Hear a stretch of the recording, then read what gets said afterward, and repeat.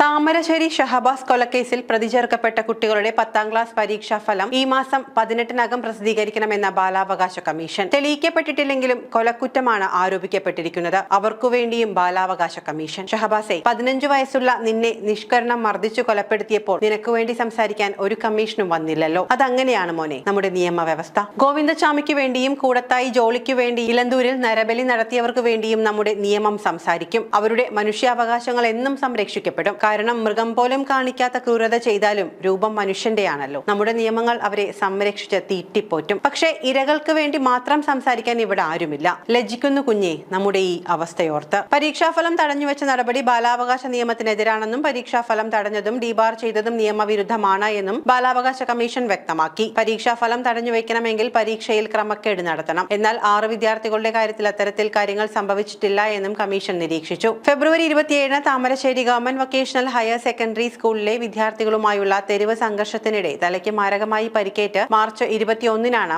Muhammad Ali Jaufar higher secondary സ്കൂളിലെ 10ാം class വിദ്യാർത്ഥി മുഹമ്മദ് ഷഹബാസ് മരിച്ചത്. ഫെബ്രുവരി 23-ന് മുഹമ്മദ് അലി ജൌഫർ ഹയർ സെക്കൻഡറി സ്കൂളിലെയും ഗവൺമെന്റ് വൊക്കേഷണൽ ഹയർ സെക്കൻഡറി സ്കൂളിലെയും വിദ്യാർത്ഥികൾ പങ്കെടുത്ത ട്യൂഷൻ സെന്ററിലെ വിടവാങ്ങൽ പാർട്ടിക്കിടെ സംഗീതം നിർത്തിവെച്ചതിനെ ചൊല്ലിയുണ്ടായ തർക്കമാണ് സംഘർഷത്തിന് കാരണമായതെന്ന് പറയപ്പെടുന്നു. സംഭവവുമായി ബന്ധപ്പെട്ട് 6 വിദ്യാർത്ഥികളെ അറസ്റ്റ് ചെയ്തിട്ടുണ്ട്. കമ്മീഷന്റെ നിഗമനം ഇങ്ങനെയാണ്: വിദ്യാഭ്യാസം കുട്ടികളുടെ അവകാശമാണ്. വിദ്യാർത്ഥികളുടെ SSLC പരീക്ഷാ ഫലം വൈകിക്കാനുള്ള തീരുമാനം അനുച്ഛേദം 21 അനുസരിച്ച് ജീവിക്കാനുള്ള അവകാശത്തിന്റെ ലംഘനമാണ്. കുട്ടികൾ ആരോപണ വിധേയർ മാത്രമാണ്. പരീക്ഷ എഴുതാൻ അനുമതി നൽകിയിട്ടുണ്ടെങ്കിൽ ഫലപ്രഖ്യാപനം തടയേണ്ട. പ്രസിദ്ധീകരിക്കുന്നത് കൊണ്ട് നിയമ നടപടികൾക്ക് ഒരു കോട്ടവും സംഭവിക്കില്ല. ഫലം തടഞ്ഞു വെക്കുന്നതിനും കുട്ടികളെ ഡീബാർ ചെയ്യുന്നതിനും പരീക്ഷാ സമയത്ത് ക്രമക്കേട് നടത്തണം. ഇവിടെ അതുണ്ടായിട്ടില്ല. മറ്റു കേസുകളിൽ കുറ്റാരോപിതരായ കുട്ടികൾ പരീക്ഷ എഴുതുകയും ഫലം പുറത്തുവരികയും ചെയ്യുന്നുണ്ട്. ഈ കേസിൽ മാത്രം വിലക്കുന്നത് ഭരണഘടനാ വിരുദ്ധമാണ്. മെയ് 20 വരെയാണ് ഹയർ സെക്കൻഡറി പ്രവേശനത്തിന് അപേക്ഷ നൽകാനുള്ള സമയം. ഫലം തടഞ്ഞുവെച്ചതിനാൽ കുറ്റാരോപിതർക്ക് അപേക്ഷ നൽകാൻ കഴിയാതെ വരും. അങ്ങനെ നിയമത്തിന്റെ എല്ലാ ആനുകൂല്യങ്ങളും വാങ്ങിക്കൂട്ടി പഠിച്ചവർ സമൂഹത്തിന് മാതൃകയാകട്ടെ.